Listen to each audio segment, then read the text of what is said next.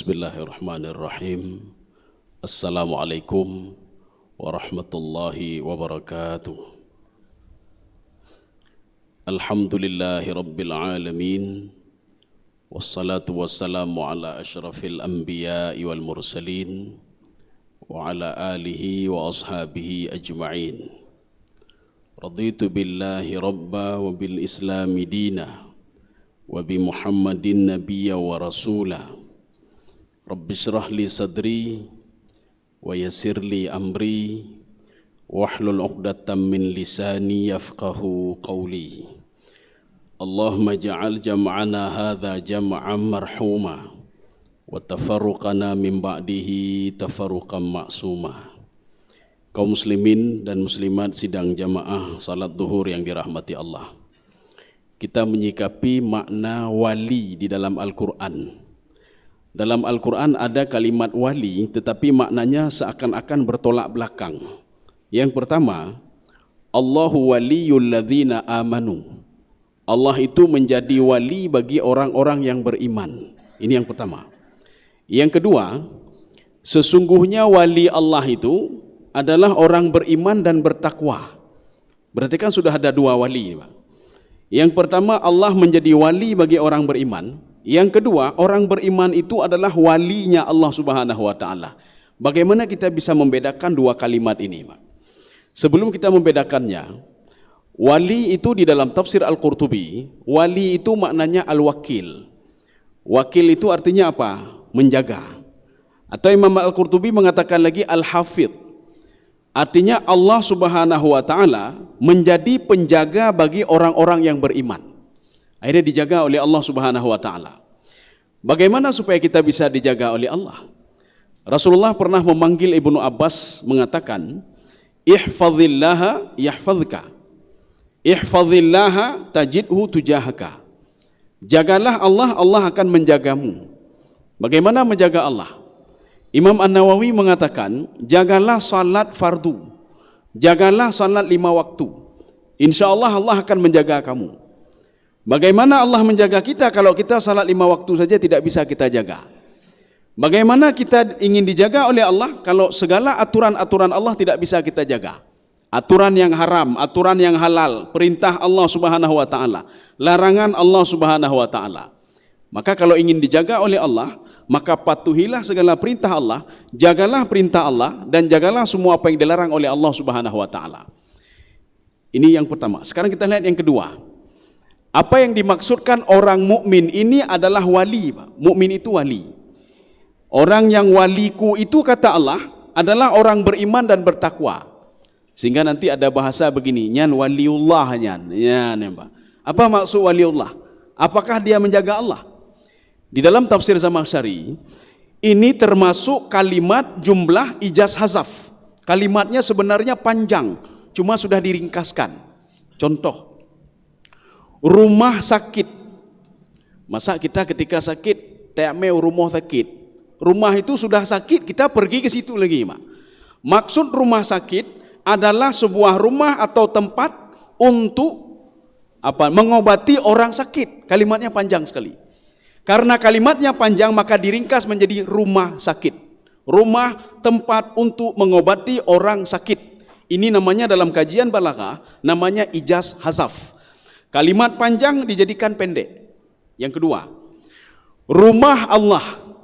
Makanya sebagai bahan olok-olok orang Yahudi, bahan olok-olok orang kafir, coba lihat, rumah Allah saja bisa kami hancurkan. Kenapa Allah tidak bisa menjaga rumahnya? Rumah Allah adalah bentuk kalimat ijaz. Rumah atau tempat untuk beribadah kepada Allah Subhanahu wa taala. Kalimatnya panjang. Maka diringkas menjadi rumah Allah. Ya, Pak. Waliullah, apa yang dimaksud waliullah? Adalah orang beriman yang menjadikan Allah sebagai penjaganya. Kalau kita lihat sama saja, Pak. Kalau yang pertama tadi Allah menjaga orang-orang beriman. Sehingga Allah mengatakan dalam sebuah hadis qudsi. Hadis qudsi ini diabadikan di dalam Arba'in An-Nawawiyah pada hadis ke-38. Jadi di situ Allah berfirman, hadis diriwayatkan oleh Imam Al-Bukhari dari Abi Hurairah. Barang siapa yang macam-macam sama waliku, kata Allah. Siapa yang dimaksud waliku di situ? Apakah penjagaku? Yang dimaksudkan wali di sini adalah kalimat ijaz hazaf. Barang siapa yang macam-macam dengan orang beriman, yang orang beriman itu selalu menjaga waktu salat, selalu menjaga perintahku, selalu menjaga apa yang aku larang, adzantuhu bil harbi, akan saya musnahkan orang itu, kata Allah. Kalau macam-macam dengan orang beriman tadi, orang yang menjadikanku sebagai wali. Ini bisa kita lihat di dalam surah Yasin. Ketika ada seorang pemuda, orangnya biasa saja, maka nanti kalau ada pertanyaan, model-model kita bisa enggak jadi wali, Pak? Model-model kita dijaga enggak oleh Allah Subhanahu wa taala? Kita tidak melihat kapasitas ibadahnya, tidak, tetapi nilai ibadahnya. Kita tidak lihat banyak ibadahnya. Si fulan waliullah, kenapa? Dari habis isya dia salat sampai subuh. Belum tentu lagi, Pak, belum tentu. Kita akan melihat nanti kriteria waliullah nanti bagaimana sesuai dengan hadis ke-38 dari hadis Arba'in An-Nawawiyah. Ada seorang pemuda, ini kejadiannya di Yordania. Pemuda ini, itu kisah yang ada dalam Al-Quran pada surah Yasin. Pemuda ini seorang pembuat patung, sehingga patungnya itu diambil oleh raja, disembah oleh raja. Ketika itu dia bertaubat kepada Allah. Sudah 30 tahun dia buat patung. Akhirnya dia menyembah Allah Subhanahu wa taala dan meninggalkan sembahan patungnya. Ketika itu dia mendatangi raja. Apa kata pemuda ini kepada raja? Hendaklah kamu tinggalkan patung itu dan jangan sembah patung itu, sembahlah Allah Subhanahu wa taala yang menciptakan kamu. Ketika itu raja murka. Inilah cerita Ashabur Rassi dalam Al-Qur'an. Sehingga ketika itu Allah mengatakan, pemuda pendakwah tadi diikat oleh raja dan dimasukkan ke dalam sumur.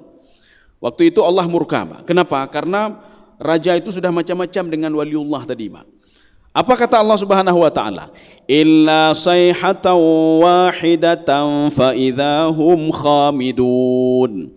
Saking murkanya Allah, Allah menyuruh malaikat Jibril untuk berteriak di langit. Sekali teriakan Jibril, ini ada dalam surah Yasin, satu kampung itu dihabiskan oleh Allah Subhanahu wa taala. Gara-gara mereka bermasalah dengan satu orang waliullah, satu orang beriman yang menjadikan Allah sebagai penjaganya. Satu orang beriman yang selalu bertawakal kepada Allah Subhanahu wa taala. Ini kalau kita ingin jadi waliullah, apa bisa apa tidak? Apakah waliullah itu orang yang beribadah hebat saja, yang sudah naik haji, sudah umrah, bangun tahajud dan lain sebagainya? Apakah level-level kita bisa menjadi waliullah? Maka dalam hadis 38 Arba'in An-Nawawiyah ada 2 syarat. Nanti ditambah 1 syarat lagi oleh Allah. Syarat yang pertama, dia selalu melakukan kewajiban yang aku wajibkan kepada dia. Bayar zakat, dia bayar zakat. Kemudian dia salat fardu, dia salat fardu. Kemudian dia melakukan kewajiban, dia lakukan kewajiban. Kalau kita bertanya, oh masang na lamati dan nyoba. Ada kita kewajiban, ada kita lakukan. Ya, sekarang syarat yang kedua. Syarat yang kedua kata Allah dalam hadis kursi itu, hadis yang diriwayatkan oleh dari Abi Hurairah, Imam Al-Bukhari. Yang kedua, la yazalu, dia terus melakukan ibadah sunnah untuk mendekatkan diri kepadaku. Mana ibadah sunnah? Salat sunat qabliyah, salat sunat ba'diyah, atau puasa sunnah, atau dia bangun salat sunnah. Ibadah-ibadah sunnah dia lakukan. Artinya ketika dia sudah melakukan ini, berarti ciri-ciri wali sudah ada sama dia. Kita bertanya juga, oh syarat kedua ada sama saya. Tetapi masalahnya, kita juga salat fardu kita lakukan, ibadah sunnah kita lakukan, temecubi kita lakukan, Pak. Temenak gop pina temenak, Pak. Kita membentak orang lain, temenak gop, kita khibah, kita melihat maksiat. Apakah waliullah itu? Maka ketika itu dijelaskan oleh Allah dalam hadis qudsi itu juga. Hatta uhibbuhu. Nah, ini kata kuncinya, Pak. Kata kunci seorang wali itu, dia melakukan ini yang dijaga oleh Allah. Maka kita jangan nanti bertanya, pekan Allah hentang kejaga lun, kenapa tidak pernah dijaga saya, menjaga saya? Kenapa doa saya tidak pernah dikabulkan oleh Allah? Karena yang terakhir ini mungkin belum kita lakukan, Pak. Hatta uhibbuhu, sehingga saya mencintai dia. Dari mana kita tahu Allah mencintai kita, Pak? Dari mana kita tahu ibadah kita lebih hebat dengan ibadah si fulan? Dari mana kita tahu, Pak? Maka Allah mengatakan, hatta uhibbuhu, sehingga saya mencintai si fulan. Kalau saya sudah mencintai si fulan, saya akan mendengar apa yang dia dengar, saya akan melihat apa yang dia lihat, saya akan mengetahui setiap perjalanan kakinya, setiap perjalanan selalu saya kontrol, kata Allah Subhanahu wa taala. Ini ada 3 pemahaman. Kita ambil mungkin 2 saja pemahaman, Pak. Apa maksud Allah itu mendengar apa yang kita dengar? Yang pertama, Kata Imam An-Nawawi, Allahu yahfazu, Allah menjaga matanya, Allah menjaga telinganya, Allah menjaga mulutnya, Allah menjaga tangannya, Allah menjaga kakinya. Makanya kalau ada seorang salat fardu tidak pernah tinggal, ibadah sunnah begitu juga. Hana mecih mandu ibadah sunnah, Pak. Jadi ibadah-ibadah sunnah dia pilih ibadah sunnah untuk dekat dengan Allah. Tetapi matanya masih melihat maksiat, berarti Allah belum mencintai dia. Tangan masih teken macam-macam, berarti Allah belum mencintai dia. Mulut masih ngomong macam-macam, berarti Allah belum mencintai dia. Makanya syarat Allah mencintai, mata kita sudah dijaga oleh Allah. Maksiat hana dapat boleh, Pak. Kalaupun kita melihat maksiat, kita akan beristighfar kepada Allah. Kalaupun kita ambil punya orang lain, kita akan minta maaf kepada Allah. Maka di dalam tafsir Sawi, beliau mengatakan, kalau ada orang melakukan 3 hal, hana berharap doa akan dikabulkan oleh Allah. Hana berharap, Pak. Sehebat apapun ibadah dia. Yang pertama, ya'thamu. Dia berdosa dengan Allah. Punya dosa dalam hatinya, Pak. Nah dosa dalam hati, Pak. Dia lihat maksiat, dia berdosa dengan Allah. Hana pedak berdoa, Allah tamu ilika Allah, ya Allah napa ampun. Hana diampuni, Pak. Kecuali kita minta maaf dulu terhadap dosa yang sudah kita lakukan. Hana berharap, Pak. Kita dengan mata ini lihat maksiat, dengan mata ini juga menangis. Tengah malam kita berdoa. Hana berharap, Pak. Dengan tangan ini kita ambil punya orang lain. Dengan tangan ini kita menengadah ke atas, kita minta kepada Allah. Hana berharap, Pak. Kecuali dia minta maaf dulu kepada Allah. Ya Allah, saya akui saya berdosa. Saya buat maksiat. Saya ambil punya orang lain. Kalau ambil punya orang lain, kembalikan dulu punya orang lain. Ini yang pertama, Pak. Ya'tham. Yang kedua, qati'ur rahim. Sehebat apapun ibadah seseorang itu, kalau dia memutuskan hubungan silaturahmi, Pak, dengan tetangganya, dengan kerabatnya, dengan orang paling dekat dengan dia, itu kata Rasulullah SAW, doa kalian dikabulkan ila qati'ar rahim. Orang yang memutuskan hubungan silaturahmi hana berharap, Pak. Sehebat apapun ibadah dia. Setiap malam tahajud, setiap malam dia witir. Salat fardu tidak tinggal. Tetapi dia memutuskan hubungan silaturahmi. Hana berharap doanya akan dikabulkan oleh Allah Subhanahu wa taala. Yang kedua. Yang ketiga kata Imam Sawi, Pak, az-zulmu, menzalimi orang lain. Bagaimana menzalimi orang lain? Dia mengambil hak orang lain. Hak orang lain sekian dia ambil hak orang lain, Pak. Dia kurangi timbangan, Pak, untuk mendapat laba yang banyak. Orang seperti ini jangan pernah harap doanya akan dikabulkan oleh Allah, apalagi menjadi waliullah. Jangan pernah harap, Pak. Kecuali dia minta maaf dulu kepada Allah. Dia minta maaf kepada Allah. Kalau betul dia menzalimi orang lain, kembalikan harta yang sudah diambil tadi, Pak. Kalau dia semengegok, ya, kembalikan harta yang sudah dia kecoh orang lain tadi, Pak. Kembalikan dulu hartanya. Kaum muslimin sedang jemaah yang dirahmati Allah. Ini sama seperti begini. Dari mana kita tahu kalau kita khusyuk dalam beribadah? Ya, nih, Pak. Dari mana kita tahu? Maka kata Imam Al-Ghazali, hati ini paling cerdas, Pak. Hati ini paling hebat sekali. Di antara anggota tubuh yang semua ini yang paling hebat adalah hati, Pak. Dia bisa mendeteksi hal gaib, Pak. Dia bisa tahu kalau ada syaitan yang sedang menggoda. Dia bisa tahu kalau Allah Subhanahu wa taala mencintai dia. Salah satunya itulah seperti tadi, Pak. Seorang akan tahu, Allahnya mentang benci ke lun, baka mati mentang lu pubut. Allah benci ke lun, baka lu mentang lun teken macam-macam. Allah itu yang kasih tahu, siapa hati kasih tahu, Pak. Nyan, Pak. Jadi makanya hati ini ketika kita habis salat, Assalamualaikum, Assalamualaikum. Ketika hati mentang mendaduk, hati memberikan sinyal, salat kamu tidak ada nilainya. Kamu tidak khusyuk dalam beribadah. Tapi ketika kita salat, Assalamualaikum, Assalamualaikum, tenang jiwa kita, Pak. Sebelum salat tadi kacau, Pak. Tapi setelah salat tenang jiwa kita. Jiwa ini memberikan sinyal kepada kita kalau kamu tadi khusyuk dalam beribadah. Kaum muslimin sedang jamaah yang dirahmati Allah.